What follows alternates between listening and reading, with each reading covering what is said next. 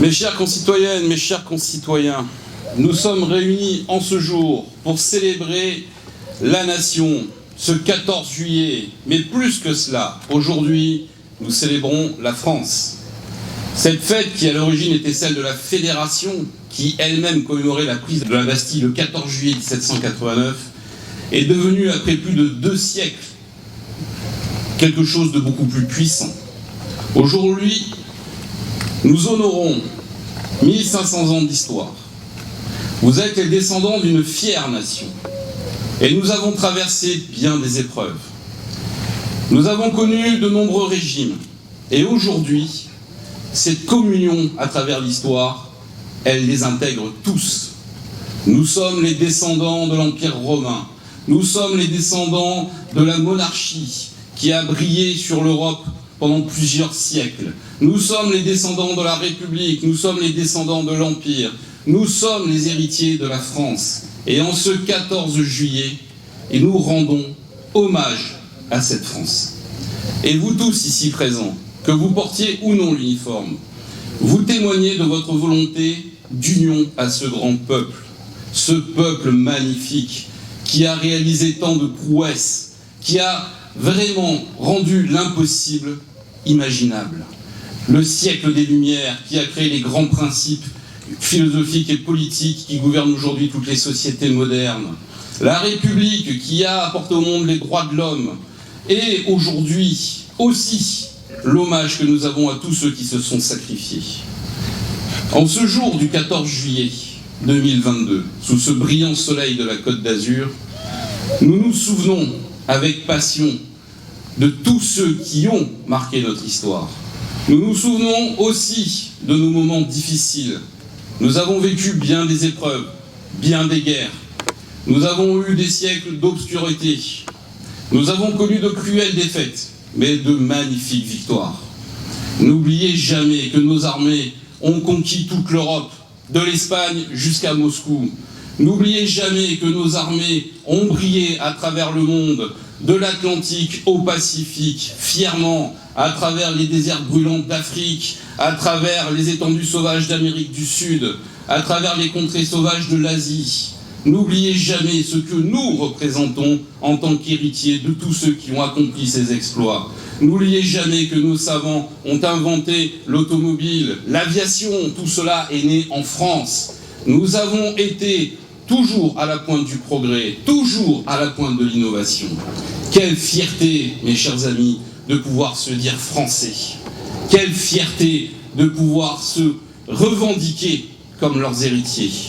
Cette culture, elle est universelle, elle est ouverte aux hommes du monde entier, sans distinction de race ou de religion. Mais à une condition, une seule, c'est que la France passe toujours avant et premièrement.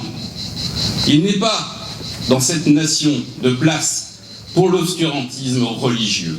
Il n'est pas dans cette nation de place pour ceux qui veulent asservir ce pays à des valeurs moyenâgeuses.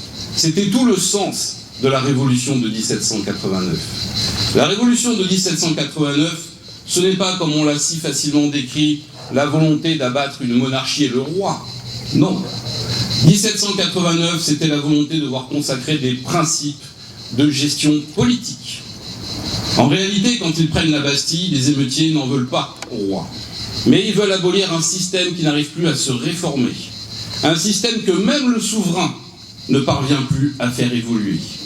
Un système écrasé par la tyrannie des privilèges, par la tyrannie des castes, par tous ces monuments d'immobilisme qui se sont accumulés.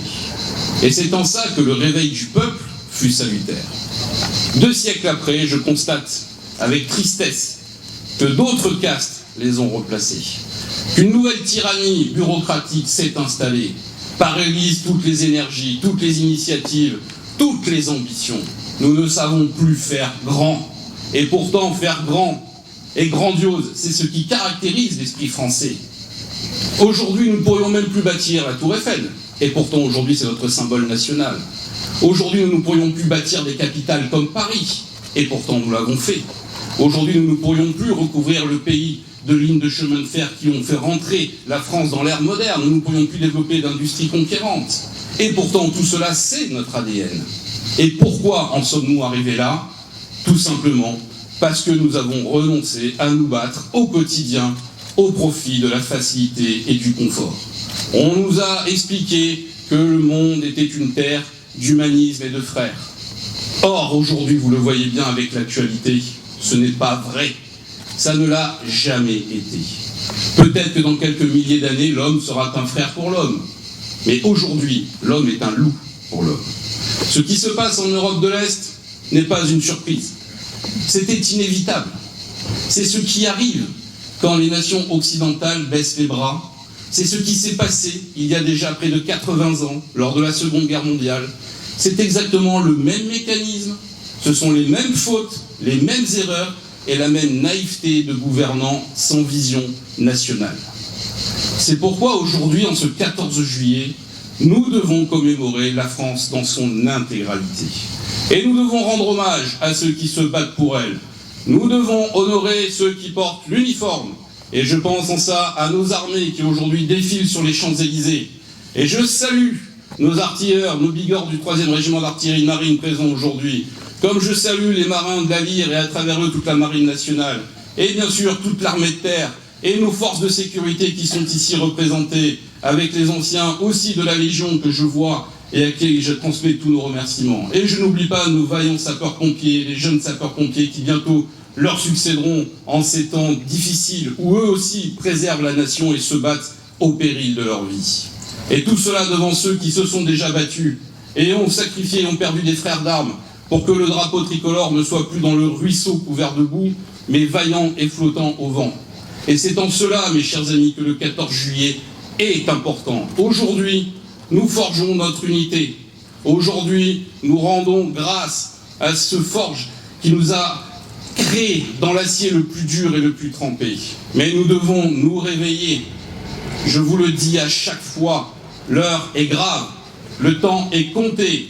La France n'est pas une idée éternelle qui survivra si personne ne se sacrifie pour elle. Nous sommes menacés de l'intérieur, nous sommes menacés de l'extérieur. Et nous sommes peut-être aujourd'hui arrivés à l'ère la plus dangereuse de notre histoire. Car notre pire ennemi aujourd'hui, c'est nous-mêmes. Et je suis triste de voir que notre peuple, aujourd'hui, a renoncé à beaucoup. Mais je ne désespère pas, car je sais qu'en chacun de nous brille la flamme éternelle de la force française. Et je sais que c'est toujours dans l'épreuve, quand tout semblait perdu, que la France s'est révélée la plus grande, la plus forte, la plus puissante et la plus victorieuse. Soyez-en fiers, nous avons beaucoup de chance, nous sommes des privilégiés. Rendez hommage, mais surtout, ne vous demandez pas pourquoi vous êtes français. Demandez-vous comment apporter à la France plus que ce qu'elle vous a apporté. C'est bien ça qui compte. Vive le 14 juillet, mais surtout, vive la France, grande, éternelle et victorieuse. Merci.